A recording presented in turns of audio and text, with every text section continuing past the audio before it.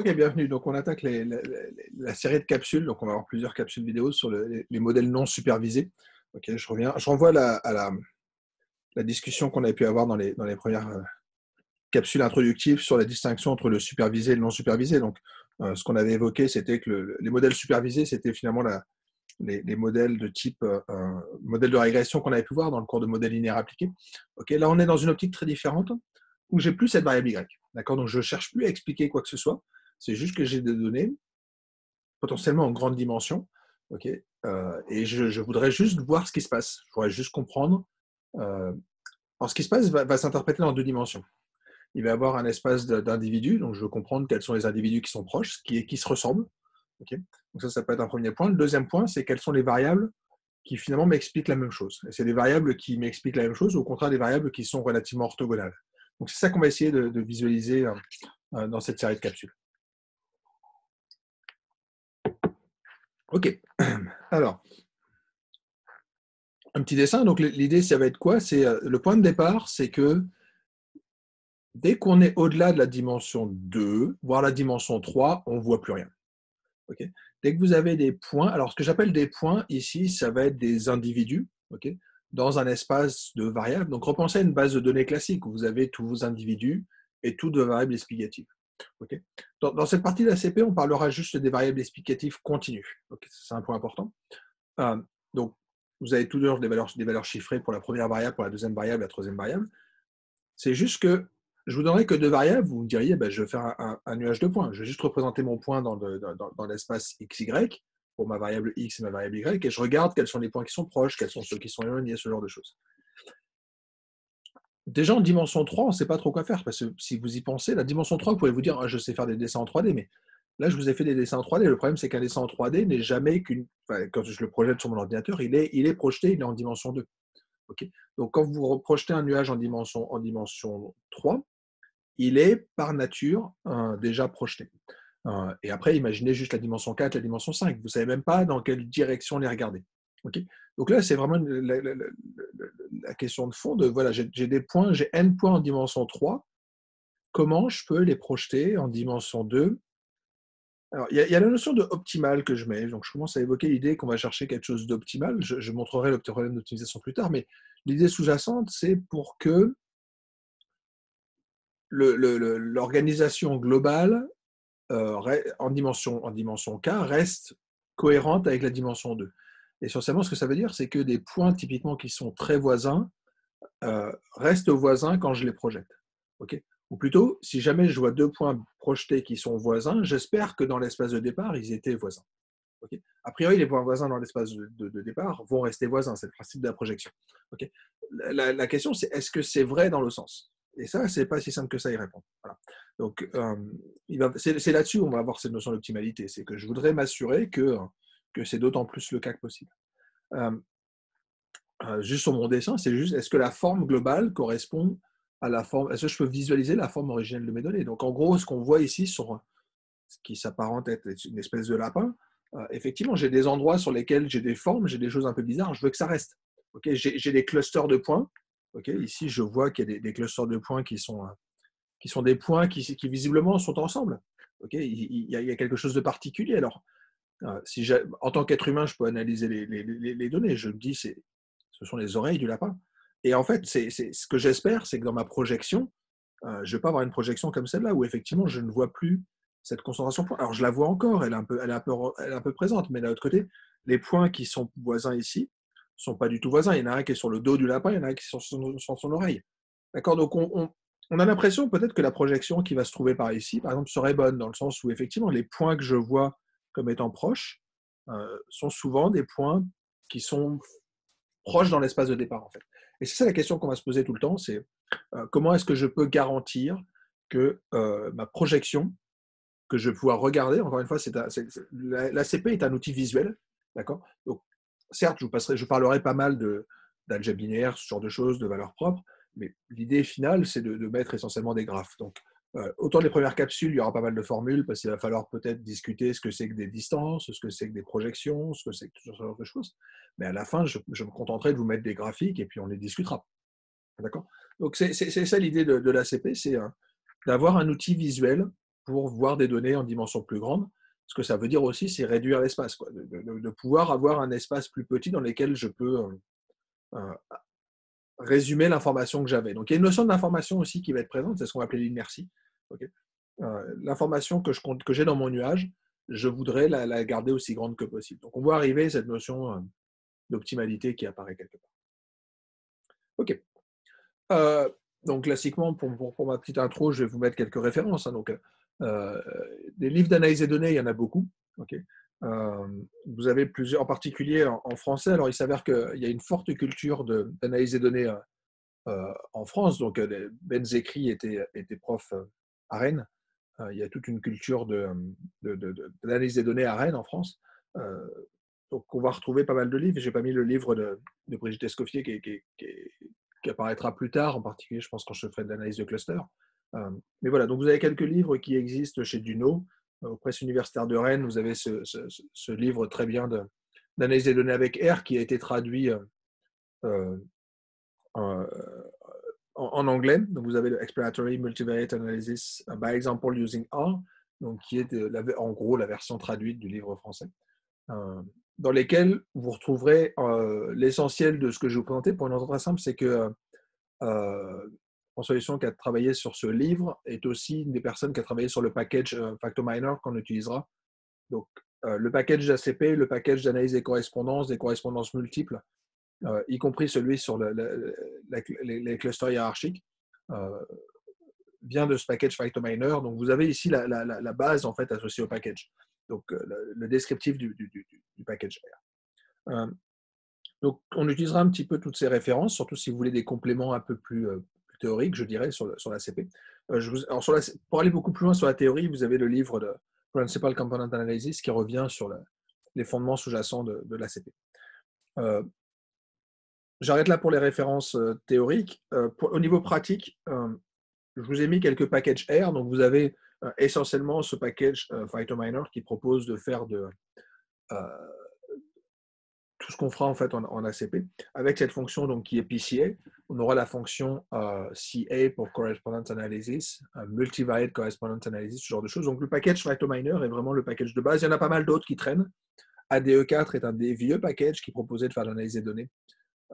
Et qui a toujours pas mal de choses. Sous R, il y a une fonction de base qui le fait. C'est printComp, qui est Principal Component, donc qui cherche effectivement les composantes principales d'une base de données. Okay. La seule chose, c'est qu'au terme d'options, en particulier d'options visuelles, il n'y a pas beaucoup de choses. Et j'en parle parce qu'il y a ce package Facto Extra qui propose de compléter en fait Factominer. Donc, Factominer vous présente, en tout cas, vous permet de récupérer l'essentiel de la sortie d'une ACP. Okay, donc, vous aurez les coordonnées des individus, des variables, ce qu'on appellera les contributions, les cosinus carrés, ce genre de choses. Mais au niveau visuel, Facto Extra propose quelque chose de vraiment très joli et très souple pour voir vos données. D'accord. Donc, c'est plutôt ces fonctions-là que j'utiliserai dans cette partie de cours. Ok, je vais commencer par essayer de motiver un petit peu ce qu'on va faire, puis peut-être vous faire sentir avec les mains, en particulier les transformations qu'on va faire, parce qu'on ne prendra jamais les données comme telles. Il s'avère qu'on va les transformer. D'accord. Donc, on va s'amuser à centrer et réduire les données. Donc, je vais présenter un petit peu ça. Donc, j'ai pris une petite base qui est une base qui s'appelle Europe Jobs, qui est une base dans laquelle on a plusieurs pays en Europe. Donc, je reviens sur une base de données. Une base de données, c'est une matrice, fondamentalement, surtout que là, on est vraiment sur des variables numériques. Okay. Quand on fera l'analyse des correspondances, ce sera de l'ACP.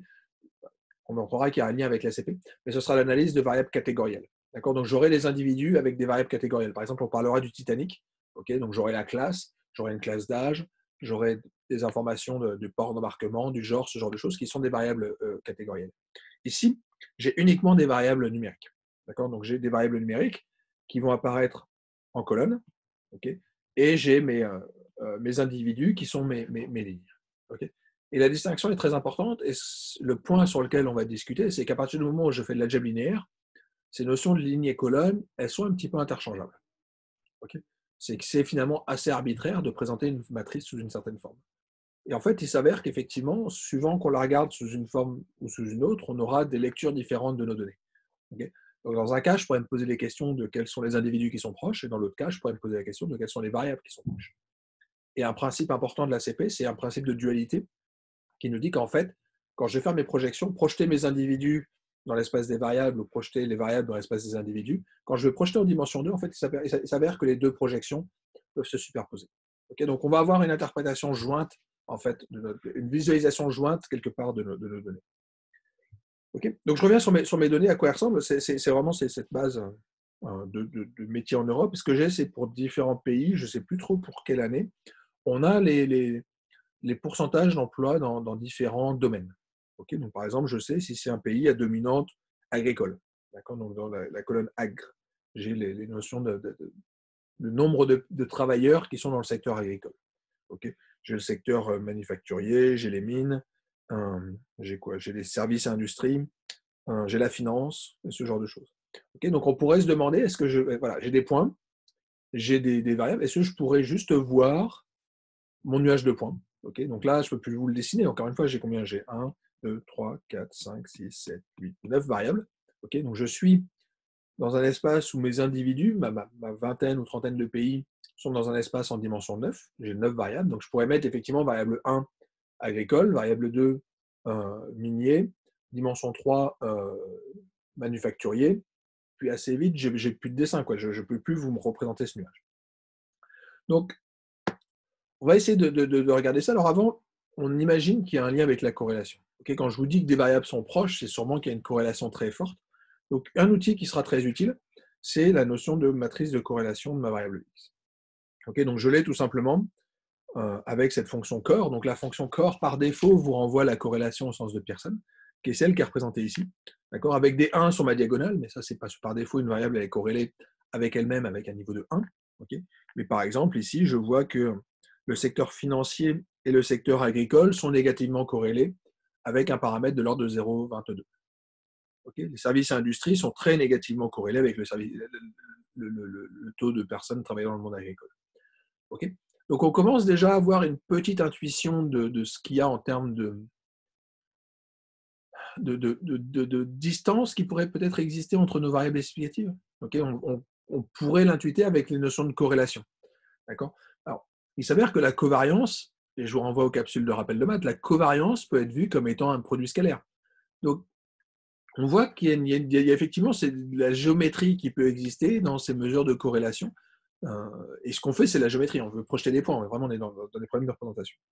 Alors, il s'avère que pour la corrélation, il y a quand même beaucoup d'outils qui ont été développés pour voir les corrélations. En particulier, vous avez ce package qui est CorePlot, qui permet de faire des plots de corrélation, qui est très riche et qui permet de faire plein de dessins. Alors, je vous en ai mis ici quelques-uns où on peut voir un petit peu les corrélations. Et ça, c'est le genre de choses qu'on va effectivement essayer de regarder, d'analyser et d'utiliser. Par exemple, ici, on voit quand même qu'on a une variable qui est un peu particulière. On le voyait en fait dans nos données. Si jamais vous savez lire des matrices, vous voyez où les endroits où il y a des valeurs négatives et des valeurs positives. Mais on le voit de manière encore plus forte ici. On a très clairement des valeurs qui sont négatives avec l'agriculture. Donc, l'agriculture est manifestement un secteur très particulier, dans le sens où il est négativement corrélé avec tous les autres. Okay, donc là, on revient sur la distinction assez primaire qui consiste à dire qu'il existe 3 grands secteurs, le secteur agricole, le secteur ouvrier et le secteur des services. Okay, donc effectivement, si vous avez beaucoup de monde dans le secteur agricole, tout le monde va en pâtir à côté. Donc on voit qu'il y a quand même des corrélations négatives très très fortes qui apparaissent avec le secteur agricole. Entre les autres, c'est plus mitigé. En particulier, vous avez pas mal de corrélations positives. Donc, pourquoi? Essentiellement parce qu'une fois que vous êtes peut-être dans le secteur industriel ou dans le secteur des services, okay, peut-être que si jamais vous avez beaucoup de services financiers, vous avez aussi beaucoup d'autres services qui peuvent être très importants. Donc, on retrouve comme ça ponctuellement des corrélations qui sont relativement importantes. Okay, donc, vous avez toutes sortes d'outils qui permettent de faire ça.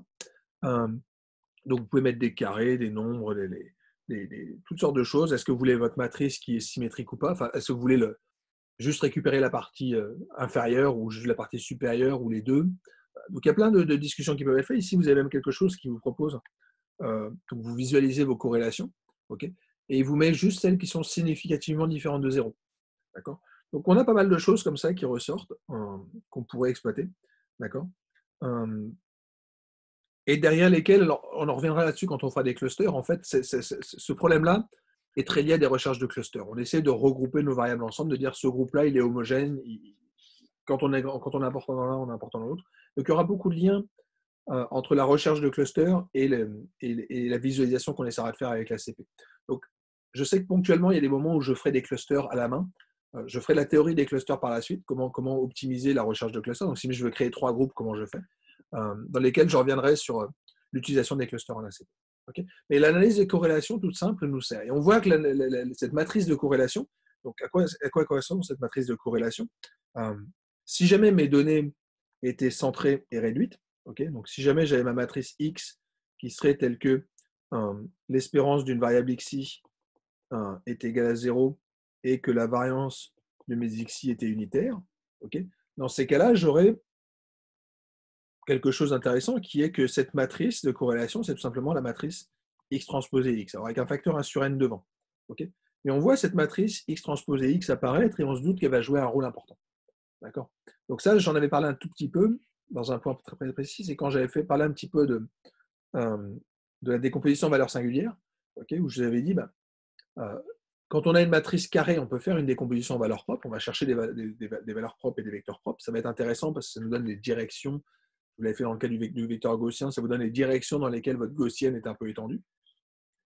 Mais quand on a des matrices qui ne sont pas carrées, on ne peut pas le faire. On peut faire de la SVD, mais il y a des liens entre la SVD et la décomposition en valeurs singulières et la décomposition en valeurs propres qui passent par cette matrice.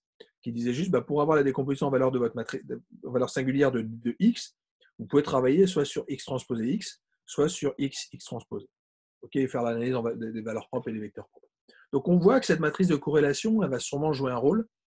Et plus précisément, on va regarder un petit peu le lien entre les valeurs propres de notre matrice de corrélation et essayer de tirer l'information de, de ces valeurs propres et de ces vecteurs propres. Ok, alors pour faire des petits dessins, je vais limiter un peu, parce que d'être en dimension 3, ce n'est pas possible. Donc je vais juste prendre 3 variables. Okay, agriculture, minier et manufacturier. Puis je vais juste prendre 6 pays, okay, qui sont en gros les 6 pays, je pense, que j'avais dans ma base de données, et j'obtiens ces chiffres-là. D'accord. Donc on va se demander, est-ce que je peux visualiser ces données? Donc ces données, c'est ce que j'appelle les données brutes, c'est ce que j'appelle la matrice X. Okay, donc la matrice X, elle est composée de 2 types d'informations. Okay, donc la matrice X, c'est cette matrice de données, 6 x 3.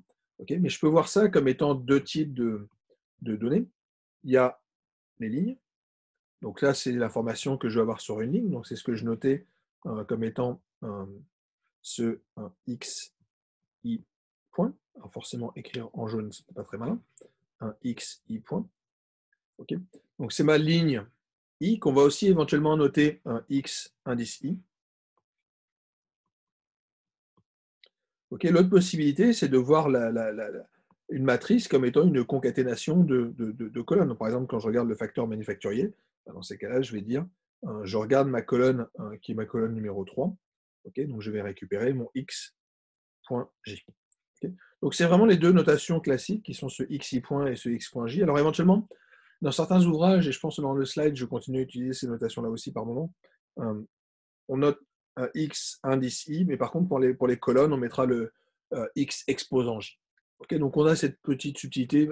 Souvenez-vous juste que le i sera associé aux individus, essentiellement parce que c'est la notation aussi qu'on avait dans le cours de régression, okay, où je disais j'ai un individu i qui est un vecteur de dimension k.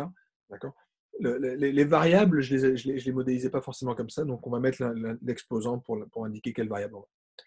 Okay, donc ça, c'est mes données brutes, qui sont les données que vous avez dans votre base de données. On peut faire 2 types pardon.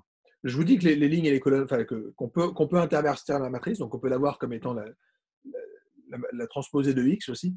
Il y a quand même une petite subtilité, c'est que les variables, elles sont dans une certaine unité. Alors en l'occurrence, ici, c'est des pourcentages de population, donc les colonnes sont homogènes entre elles, mais je pourrais avoir, en particulier, on fera les données du décathlon, on peut avoir des unités différentes. Quand vous regardez le sport du décathlon, il y a des données qui sont en mètres, il y en a qui sont en secondes, il y en a qui sont ça peut, en toutes sortes d'unités. D'accord, j'aurais mis de l'haltérophilie, j'aurais en kilogrammes, donc on peut avoir des unités très différentes, et donc les colonnes ne peuvent pas non plus être vues complètement indépendamment l'une de l'autre. Okay, en tout cas, pas telles quelles. Essentiellement parce que j'ai des échelles différentes. Si jamais vous avez genre le 100 mètres qui est en seconde et le marathon qui est aussi en seconde, dans ces cas-là, ça va me donner des variables avec des variances très, très, très différentes. Donc, si vous vous souvenez de la capsule vidéo sur les distances où je parle de la distance de Mahalanobis, c'est lié au fait que j'ai besoin peut-être de normer mes distances pour avoir des choses comparables. Mais le point sur lequel je vais arriver, c'est que mes variables, encore une fois, pour penser à des variables aléatoires, je peux calculer leur espérance. Okay, ça a du sens. Si je calcule l'espérance de cette valeur-là, ce serait peut-être la valeur moyenne du nombre d'agriculteurs en Europe, quelque chose comme ça. D'accord, peut-être qu'il faudrait pondérer, ça, on en discutera plus tard des poids, mais on voit que l'espérance de cette variable-là, elle a du sens. L'espérance d'un individu, ça n'a pas de sens. Okay, je ne peux pas calculer l'espérance dans l'autre, je ne peux pas calculer l'espérance sur une ligne. Donc, les variables colonnes, elles ont une particularité qui est que je peux les centrer et les réduire. Donc, c'est ce qu'on va faire ici. D'accord, donc je vais possiblement les centrer. Donc, Y, ce sera la variable quand je la centre, c'est-à-dire en gros quand j'enlève à une variable la valeur moyenne que j'ai sur cette variable. Et l'autre possibilité, c'est de les réduire. Donc, réduire, c'est exactement le point dont je parlais tantôt, qui est de dire, vous partez de vos données X, donc on parle d'une colonne XJ, j'enlève la moyenne sur ma colonne, et je vais tout simplement diviser par l'écart type sigma j. Donc ça, ce sera ma variable centrée réduite. Et ça, c'est important, encore une fois, parce que tout d'un coup, on voit apparaître explicitement la matrice dont je parlais tantôt, qui est que quand je travaille sur la corrélation de X, on voit tout simplement apparaître le 1 sur n, Z transposé Z.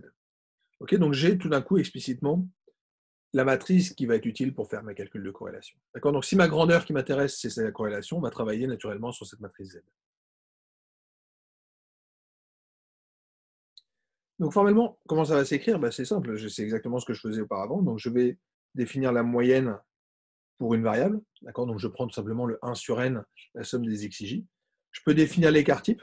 Okay, donc classiquement, on va essayer de prendre un estimateur sans biais. Donc je vais avoir cette petite correction avec ce n-1, mais je prends tout simplement la différence entre ce que j'observe et la moyenne, puis je l'élève à la 2.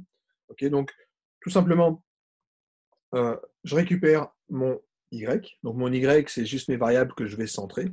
Et mes z, c'est tout simplement les variables que je vais centrer puis réduire. Okay, alors, centrer, ça coûte rien. Okay, ça coûte rien dans le sens où ce qui vous intéresse, c'est des distances, peu importe que vos variables elles soient centrées sur 0, 0. Okay, la distance entre deux individus, si je décale le centre, elle est toujours la même. Donc centrer ne va pas changer votre distance. Donc si j'ai une distance quelconque, d, okay, la distance entre y et la distance entre x, elle est toujours la même. Okay, par contre, ce n'est pas le cas pour la distance quand je travaille sur z. Essentiellement parce que la matrice, la distance, elle va être transformée. C'est que si jamais j'étais parti de la distance euclidienne, alors la distance que j'utilise sur z, pour qu'on soit identique, ce serait d'utiliser... Si jamais j'utilise la distance euclidienne sur z, ce serait équivalent à utiliser une distance qui serait la distance de Mahalanobis, celle que j'aurais en utilisant l'inverse des écarts types sur la diagonale sur mes données en x ou en y. Okay, donc il y a un lien, c'est pour ça qu'on parle autant de Mahalanobis, c'est que il y a deux solutions. Soit je change ma distance, et je prends une distance sur mes données brutes, mais je suis obligé de la déformer pour tenir compte de mes écarts types, et en gros de mes paramètres d'échelle, en fait. Du fait que mes échelles, mes ordres de grandeur sur mes variables x ne sont pas les mêmes, je n'ai pas les mêmes unités. Okay, donc comme je n'ai pas les mêmes unités, j'ai besoin de corriger. Donc soit vous utilisez une distance adaptée, c'est-à-dire la distance de Mahalanobis sur vos données brutes, soit vous transformez vos données avec cette transformation linéaire toute simple, qui est juste de dire je vais centrer et réduire. Okay, et par contre, vous pouvez travailler sur la distance euclidienne. Donc ce qu'on fera naturellement, c'est plutôt de travailler sur cette version-là, qui est de dire je vais prendre une distance classique sur mes données transformées.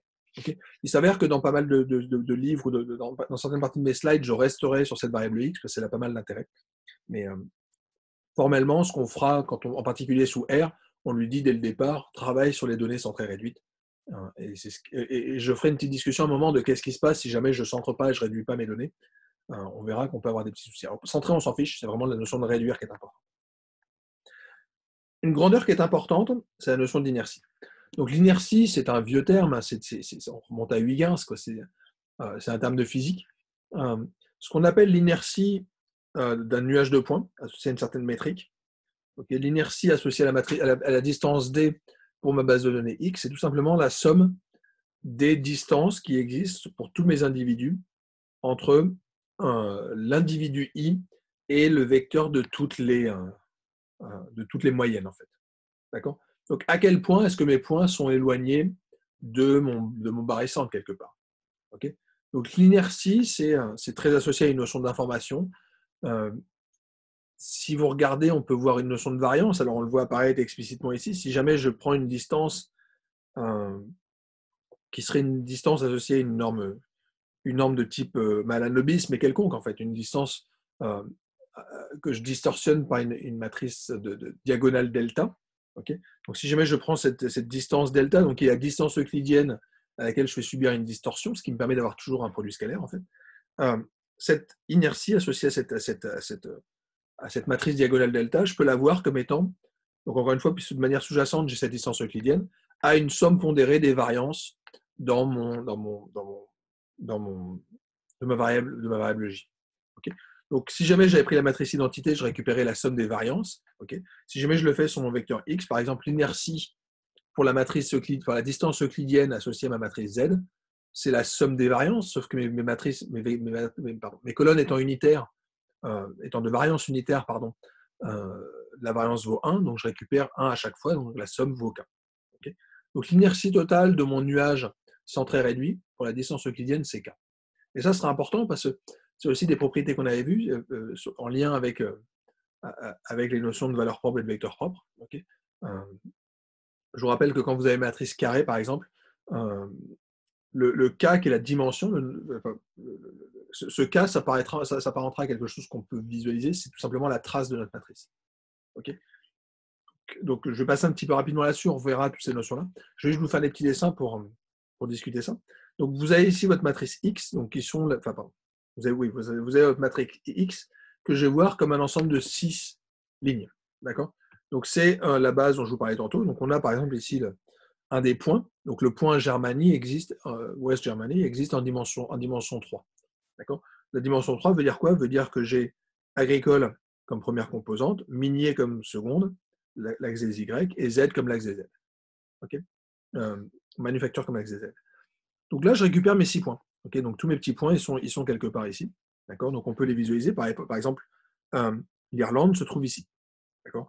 Donc l'Irlande est un point qui est plutôt dans le coin en bas à droite, alors qu'au contraire, le Danemark est plutôt un coin en bas à gauche. Okay. Donc les pays qui sont les individus sont ici projetés dans l'espace des variables. Je peux centrer et réduire. Donc si je centre et je réduis, alors il faudrait que je le fasse assez vite, on voit que le nuage il se déforme un petit peu. Alors on peut le voir essentiellement sur les valeurs, c'est qu'au départ j'étais compris entre 5 et 20, ici je suis entre 0 et 1. Okay.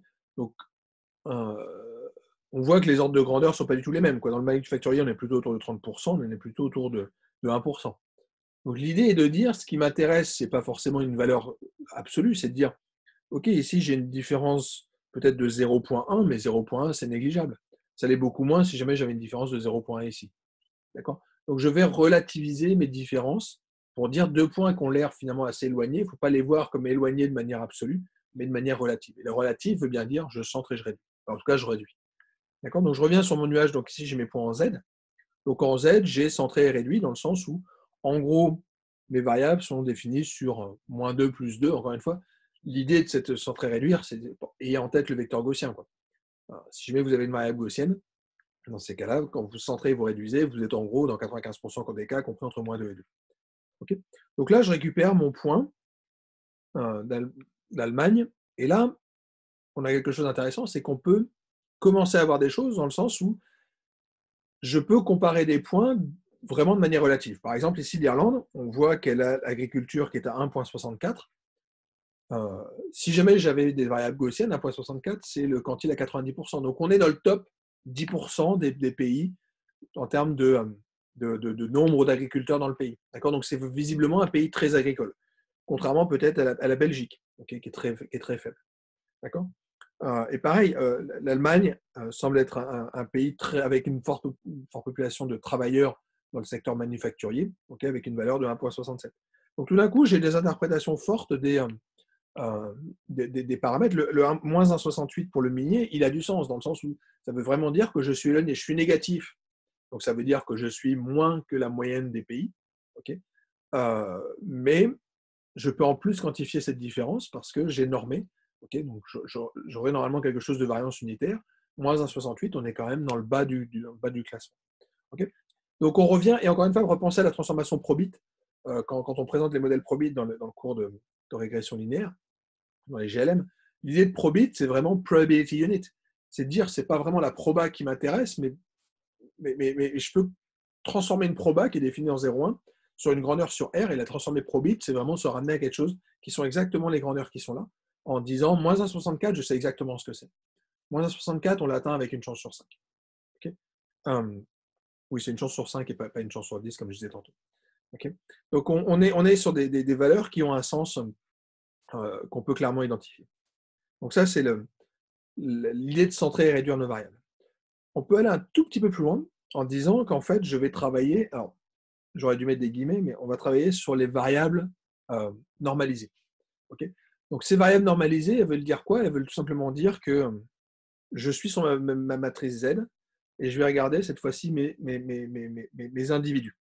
Okay, alors j'ai un peu transformé mes données, j'ai recréé d'autres données à partir de ça, j'ai repris cette fois-ci, toujours pour avoir 6 lignes et 3 colonnes, j'ai pris 6 secteurs manufacturiers, enfin 6 secteurs industriels, et j'ai pris que 3 pays. Okay, essentiellement parce que les colonnes, quand je me l'espace dans lequel je me place, il faut toujours qu'ils soient en dimension 3 au maximum, parce que sinon je ne peux pas faire de dessin. Okay, donc comme je vais vous montrer les variables dans l'espace des individus, je me suis pris 3 pays. Okay, donc on voit la France, la Belgique, le Danemark. Okay, et là, je peux représenter mes différents points. Donc par exemple, ici, on va retrouver le secteur agricole qui se trouve sur ce point-là. Okay, le secteur manufacturier qui va se trouver par ici. Alors, manifestement très très proche du secteur PS, que je ne sais plus lequel c'est.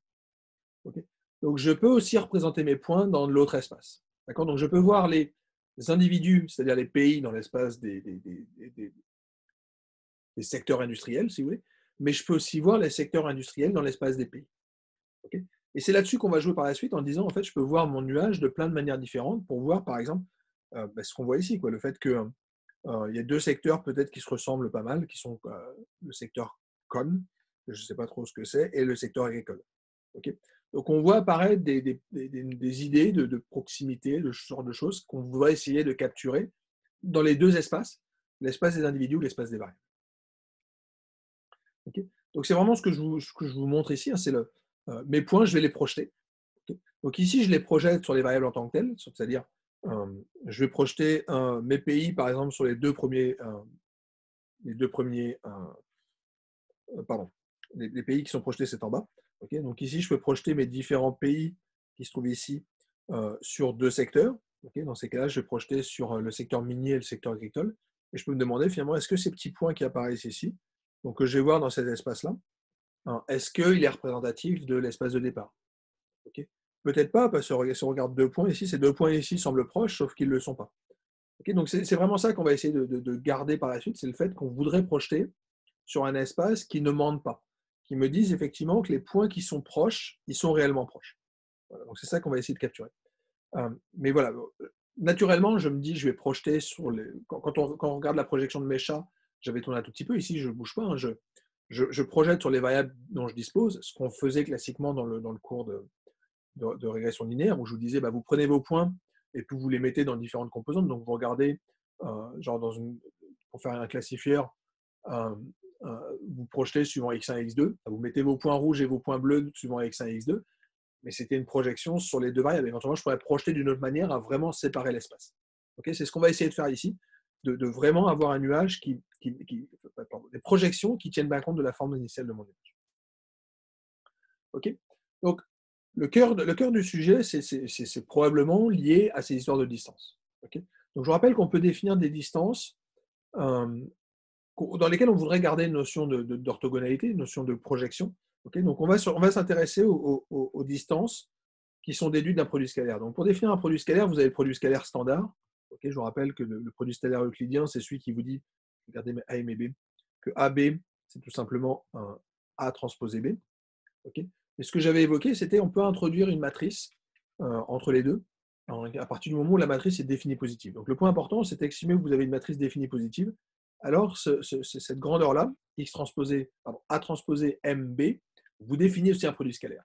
Donc je renvoie sur les propriétés de ce que c'est qu'un produit scalaire, mais ce produit scalaire va nous permettre de définir en particulier une notion d'orthogonalité. Okay, donc je pourrais dire que deux vecteurs A et B sont orthogonaux à partir du moment où leur produit scalaire est nul. Mon produit scalaire me donne une norme qui va me donner aussi une distance. D'accord? Donc je peux utiliser, à partir du moment où je donne cette matrice définie positive, un produit scalaire qui ne sera jamais qu'une distorsion de ma distance et de mon produit scalaire euclidien. Donc il y en a un particulier qui est très important, c'est celui dans lequel on va utiliser une matrice qui sera liée à la matrice de variance-covariance. Alors, un exemple classique, c'est juste de dire, vous prenez votre matrice M, qui est l'inverse de la matrice de variance-covariance. Okay, donc classiquement, ça veut juste dire que vous avez une matrice X qui était de plein rang, et vous calculez sa matrice de variance. Donc la variance, par essence, elle est positive. Le défini est associé au fait qu'on est sur des matrices de plein rang. Okay, donc ma matrice sigma étant définie positive, elle est inversible. Okay, et dans ces cas-là, cet objet-là a du sens et c'est bien une distance. Alors, je pense que dans certains livres, on appelle ça la distance de Mahalanobis. Moi, celle que j'appellerais la distance de Mahalanobis, c'est celle qui est construite sur quelque chose d'un peu particulier. C'est l'opération qu'on avait faite juste avant, c'est-à-dire que je centre et je réduis mes variables. Okay, donc, je divise chacune des variables par leur écart type. Donc, en fait, je me contente de prendre la version diagonale de cette matrice de variance-covariance, c'est-à-dire que j'exclus les termes de corrélation. Okay, donc, je vais juste prendre cette matrice diagonale. Dans ces cas-là, cette matrice, a priori, elle est inversible. Okay, et je vais pouvoir calculer cette distance par rapport à cette nouvelle matrice, à cette matrice M qui sera donc cette matrice définie positive qui me permet de dériver un produit scalaire. Okay, ce que je vous disais tantôt, c'était que travailler sur ce produit scalaire induit par cette matrice de variance-covariance sur les données brutes, c'est équivalent à travailler en fait sur la distance euclidienne dans l'espace des Z.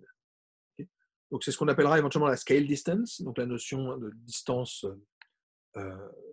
centrée réduite, si vous voulez, okay, ou distance de Mahalanobis, et c'est ça qu'on va abondamment utiliser dans cette section. Autre chose qui va être utile, c'est la décomposition spectrale. Donc, quand vous avez une matrice qui est une matrice carrée, encore une fois, il existe des vecteurs propres, des valeurs propres et des vecteurs propres. L'idée d'un vecteur propre, c'est quoi? C'est de dire que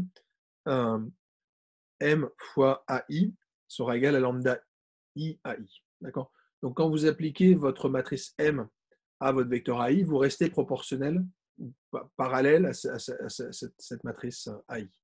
Okay, donc, on en avait parlé un tout petit peu déjà de ce genre de choses. Petite propriété, donc ces lambda, ce sont ce qu'on appelle les valeurs propres. La somme des valeurs propres, en fait, correspond à la trace de votre matrice, c'est-à-dire la somme de tous les éléments diagonaux dans votre matrice. Et le déterminant, c'est le produit des lambda I, okay, des lambda J. D'accord, encore une fois, c'est plutôt associé. On reparlera par la suite. Donc, je vous donne un petit exemple qui est cette matrice toute simple, qui est 7, 3, 4, 2. Okay, je peux demander sous R à la décomposition de cette matrice. Donc, je lui demande la décomposition spectrale. Donc, je lui demande eigen. Eigen me donne les valeurs propres et les vecteurs propres. Okay, donc, ici, j'ai deux valeurs propres et j'ai deux vecteurs propres qui sont ces deux vecteurs-là. Okay, alors, si votre matrice M était par chance symétrique, dans ces cas-là, on aurait des propriétés supplémentaires, en particulier le fait que les vecteurs propres puissent être orthogonaux. Ici, ce n'est pas forcément le cas. Okay, donc les vecteurs orthogonaux ne sont pas, les vecteurs propres ne sont pas orthogonaux ici parce que je n'ai pas une matrice symétrique.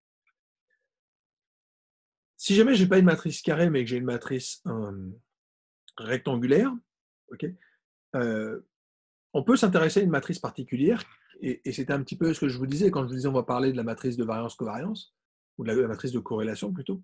On voyait apparaître cette notion de matrice M transposée, M, et M transposée. Alors, si vous regardez attentivement ces deux matrices, donc je ne peux pas faire des décompositions spectrales sur M. D'accord? Pourquoi? Parce que ce n'est pas une matrice carrée. Par contre, M transposé et M transposé sont deux matrices carrées. Il y en a une qui est une matrice de 2 et l'autre qui serait une matrice 3-3. Okay, donc je vous laisse vérifier laquelle est laquelle. Mais si jamais je lui demande de faire une décomposition spectrale de ces deux matrices, on obtient quelque chose d'assez particulier. On obtient quelque chose d'un petit peu particulier. Pourquoi? Parce que si vous regardez, les valeurs propres, elles sont, alors j'allais dire les mêmes, je vais dire les mêmes, allez, soyons francs. La seule chose, c'est que comme dans un cas, j'ai une matrice de 2, dans l'autre cas, j'ai une matrice 3-3, dans le premier cas, j'ai deux vecteurs propres, dans l'autre cas, j'en ai 3. Okay, mais ce que ça vous dit juste, c'est que la dernière, elle est nulle, essentiellement parce que ma matrice, en fait, 3-3, elle est de rang 2. Elle est de rang 2 parce qu'elle est composée de deux matrices, okay, qui sont des matrices de rang 2. Donc, c'est pas possible d'obtenir une matrice de rang 3. Donc, la dernière valeur propre, elle vaut 0. Okay, donc, cette valeur-là, elle vaut littéralement 0. Et les valeurs propres qu'on récupère sont très exactement les mêmes que celles qu'on avait auparavant. Donc, un petit point intéressant, c'est que les valeurs propres d'une des matrices sont aussi les valeurs propres de l'autre matrice. Okay, alors, est-ce que je peux dire quelque chose sur les valeurs propres, les vecteurs propres? Les vecteurs propres, c'est plus compliqué. Pourquoi? Parce qu'on n'est pas dans la même dimension. Okay, mais malgré tout, il existe peut-être une relation. La relation, elle va être donnée dans la capsule suivante. Mais avant, je vais juste revenir sur un point qui était une des capsules que j'avais évoquées, qui est la notion de SVD. Quand je fais la décomposition SVD, donc je vais chercher une matrice qui va ressembler à ça. En fait, ce qu'on peut montrer, c'est que la matrice U qui apparaît ici, c'est la matrice des valeurs propres qu'on avait obtenues sur la première matrice. Donc, on avait ce 0,94, moins 0,94, moins 0,33. C'est très exactement cette valeur-là. Okay, l'autre valeur propre, moins 0,33, 0,94, c'est très exactement ce vecteur-là. Okay, alors, à un signe moins près, mais ça, c'est pas très grave. Encore une fois, les vecteurs, à partir du moment où je vous dis ce vecteur-là est un vecteur propre, celui qui va dans le sens est aussi un vecteur propre. Okay, et c'est même l'autre vecteur propre, parce qu'en fait, on hésite toujours sur le signe, essentiellement parce que ce qu'on demande juste, c'est d'avoir un vecteur unitaire. Donc, vu que j'ai choisi sa direction, soit c'est celui-là, soit c'est son opposé. Donc, il n'y aura jamais unicité, et c'est normal d'avoir ce genre de choses. Mais le point est que les vecteurs propres, tout d'un coup, je leur trouve une interprétation. C'est-à-dire qu'en fait, ce sont les éléments qui composaient les deux matrices de rotation qui apparaissent dans ma décomposition SVD. Okay, et je vous montrerai dans le slide prochain le lien précis qui existe entre ces différentes valeurs propres qui existent quand vous avez cette matrice, ces matrices MM' et M'. Et l'autre point qui est relativement intéressant, c'est quand vous regardez les valeurs singulières, les valeurs qui apparaissent dans delta, dans votre matrice SVD. Okay, dans votre matrice SVD, vous avez ce 10,63 et ce 1,29. En fait, quand vous les élevez au carré, vous avez respectivement 113 et 1,66. Mais ça, c'est exactement les valeurs qu'on avait eues ici. D'accord? Donc, point très important, on va voir apparaître beaucoup par la suite ces deux transformés qui consistent juste à dire je vais travailler soit sur ma matrice M, éventuellement sur ma matrice de variables, et je vais m'intéresser à Z transposé Z parce que c'est ma matrice de corrélation. Mais éventuellement, quand je vais regarder mes individus, je vais peut-être m'intéresser à la matrice Z, Z transposée. Et ce qu'il faut comprendre, c'est que les deux sont très très liés dans leur décomposition spectrale. Et je vous ferai l'interprétation des valeurs spectrales par la suite. Et on voit que ces deux matrices, qui sont jamais que ces deux décompositions, qui sont des décompositions de deux matrices quelque part vues de manière transposée, okay, mais qui correspondent aux mêmes données, sont très très liées. Le lien se fond dans ce qui s'appelle formellement la décomposition en valeur singulière, mais peut-être que je pourrais m'en passer, juste vous dire, MM' et M' ont fondamentalement les mêmes valeurs propres. Okay, les vecteurs propres, ils ne sont pas les mêmes, mais ils sont liés par une petite relation qui est la relation suivante. Si jamais j'ai A, qui est un vecteur propre de la première matrice, M transposé M, alors on a forcément une relation de ce type-là, c'est-à-dire que M transposé M, A, c'est lambda A. Si jamais je multiplie à gauche par une matrice M, je récupère M transposé MA, qui est égal à lambda MA. Comme lambda est une constante, je peux le mettre devant. Mais si jamais je vois cet objet-là comme étant un vecteur B, ce que je suis juste en train de vous dire, c'est que MM transposé B, c'est lambda B. Donc on voit un truc intéressant, c'est que 1, je retrouve que lambda est effectivement valeur propre pour les deux matrices, mais surtout, il y a un lien entre le vecteur A et le vecteur B, ça passe par cette formule-là. Okay, donc si jamais vous avez un vecteur propre pour une des matrices, en lui appliquant M, vous allez récupérer un vecteur propre pour l'autre matrice. Okay, et bien sûr, vous avez la réciproque. Je peux partir de l'auto-écriture, je pars d'un vecteur de M transposé. Vous avez cette relation qui est que MM transposé B, c'est lambda B. Je multiplie à gauche par M transposé, et j'obtiens ce MM transposé multiplié par un certain vecteur, qui sera lambda de ce vecteur-là. Donc effectivement, lambda reste valeur propre, et j'ai récupéré ma transformée. Et ce que je vois, c'est qu'à partir de mon vecteur B, je peux récupérer un vecteur propre pour l'autre matrice, qui est le vecteur propre associé à la valeur propre lambda. Donc il y a un lien très fort entre les deux.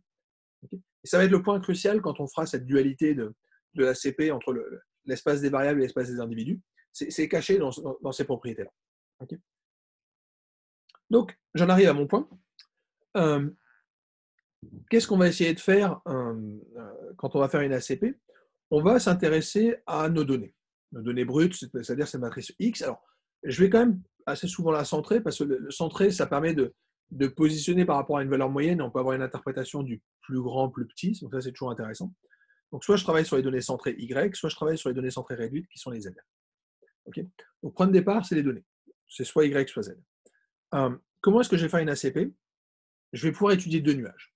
Le nuage des individus, c'est-à-dire le nuage des N observations dans RK, et je vais prendre tout simplement la distance euclidienne, okay, soit le nuage des K variables dans l'espace des individus, et je vais avoir une petite correction sur ma métrique, mais qui est relativement mineure, qui est sur 1 sur NI. Okay, alors c'est ce que je vais utiliser quand je travaille sur Z. Si jamais je ne travaille pas sur Z, on verra que utiliser cette matrice peut donner des résultats un petit peu surprenants. Okay, donc soit vous travaillez sur Z, soit généralement on sera plutôt tenté de prendre la matrice qui contiendra l'inverse des écarts types sur la diagonale comme matrice, comme matrice de transformation de mon produit scalaire que j'appliquerai à ma matrice Y. Okay, donc c'est ce qui est raconté ici. On fera très souvent une analyse en composante principale normée. Donc on le fera en travaillant sur la matrice des corrélations, c'est-à-dire fondamentalement travailler sur les données centrées réduites. Okay, donc l'ACP, ça va être ça. Pour formaliser le problème de l'ACP, j'ai besoin de. Donc je vous redéfinis l'inertie. L'inertie d'un nuage de points, c'est tout simplement. C'est lié à la variance, d'accord? Donc c'est vraiment ce que je racontais tantôt, c'est juste de dire que ça va être la somme des distances au carré entre les points et les valeurs moyennes. Okay, donc vous allez vous donner une distance et ça vous permettra de construire votre inertie. Alors, nous, ce qui nous intéresse, c'est essentiellement ce qui est donné ici, c'est-à-dire le fait qu'on a une matrice M qui sera très particulière, qui sera diagonale, et ce qui nous permettra de faire le lien en fait, entre une analyse des composantes principales sur Y ou sur Z. On verra que c'est fondamentalement le même outil, okay, j'ai le droit de le faire sur les deux, c'est juste que l'interprétation sera vraiment différente. Okay, et ça marche parce que, techniquement, je travaille sur des transformés de produits scalaires avec des matrices M sous-jacentes derrière. Okay, donc, si jamais j'avais une matrice diagonale M, si jamais vous vous donnez des poids, alors je vais supposer que tous mes individus sont équilibrés de poids de 1 sur N, dans ces cas-là, l'inertie, c'est tout simplement une somme pondérée de mes variances. Okay, donc l'inertie, ça va être une mesure de dispersion fondamentalement. Donc je mesure la variance techniquement, si jamais je n'avais pas de M, si jamais je prenais la distance euclidienne, je regarde la variance dans une direction et la variance dans l'autre. Okay, je dis juste la variance totale, c'est la somme des deux variances. Okay, donc ça, c'est quelque chose qui est relativement important. Okay, donc l'inertie, c'est la somme des variances. Okay, et c'est ça qu'on va essayer d'exploiter en disant, ben, j'aimerais bien pouvoir. Donc, quand on va projeter, on n'aura plus toutes les données. C'est ça qu'il faut retenir. Mais ce qu'on va vouloir, c'est garder un nuage, donc c'est-à-dire quelque chose qui sera a priori en dimension 2 quand on va reprojeter dans le plan, qui sera d'inertie maximale. Okay. Donc, l'ACP, ça va juste être ça, c'est juste dire, vous avez une base de données en dimension X, vous allez essayer de réduire la dimension. Donc, au lieu d'avoir K variables, vous allez essayer d'en avoir 2. Okay, donc, je vais transformer ma matrice X, qui était de taille nk, en une matrice peut-être X tilde de taille N2. Okay, mais ce que j'espère, c'est que l'inertie associée soit maximale. Et c'est ça qu'on va essayer d'exploiter. Okay, donc, toute la question, ce sera comment est-ce que je fais. Donc, comment est-ce que je fais pour calculer cette inertie projetée. D'accord, donc, on va s'amuser à faire des projections dans le plan. On va récupérer des données et calculer leur inertie. On va essayer d'avoir une valeur qui sera maximale. Okay, donc, je pense que je vais faire une pause ici pour cette première capsule. On reprendra à partir du prochain slide, dans lesquels on va introduire les notions de projection et d'inertie projetée pour voir en particulier les liens avec la décomposition spectrale. OK, donc, je m'arrête là pour maintenant et on se retrouve juste après pour la suite des capsules, donc à partir des slides sur les projections d'inertie projetée.